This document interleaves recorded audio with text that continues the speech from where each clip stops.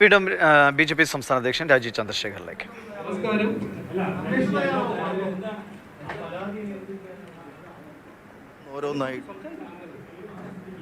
Atom ബോംബും VD സതീശിൻ്റെ ബോംബും നമ്മളെല്ലാം ഒരു ലെവലിൽ കണ്ടാൽ മതി.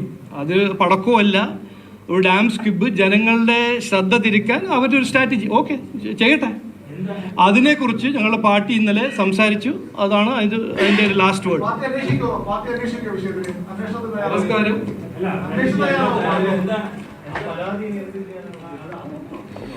അത് സതീഷിൻ്റെയൊക്കെ ഒരു സ്ട്രാറ്റജി ആയിട്ട് മാത്രം കണ്ടാൽ മതി, വേറെ അതിലൊന്നും പറയാനില്ല എന്നാണ് രാജീവ് ചന്ദ്രശേഖർ പറയുന്നത്. ശ്രീ കൃഷ്ണകുമാറിനെതിരായ പരാതിയിൽ ഏതെങ്കിലും വിധത്തിലൊരു പാർട്ടി അന്വേഷണമോ നടപടിയോ ഉണ്ടാകുമോ എന്നതായിരുന്നു ചോദ്യങ്ങൾ. അത് VD സതീശനൊക്കെ ഉന്നയിച്ച ഒരു തന്ത്രം എന്ന നിലയ്ക്കല്ലാതെ അതിനപ്പുറത്തേക്ക് ഒരു പ്രാധാന്യം BJP കൽപ്പിക്കുന്നില്ല എന്നാണ് രാജീവ് ചന്ദ്രശേഖരൻ്റെ വാക്കുകളിൽ നിന്ന് വ്യക്തമാകുന്നത്.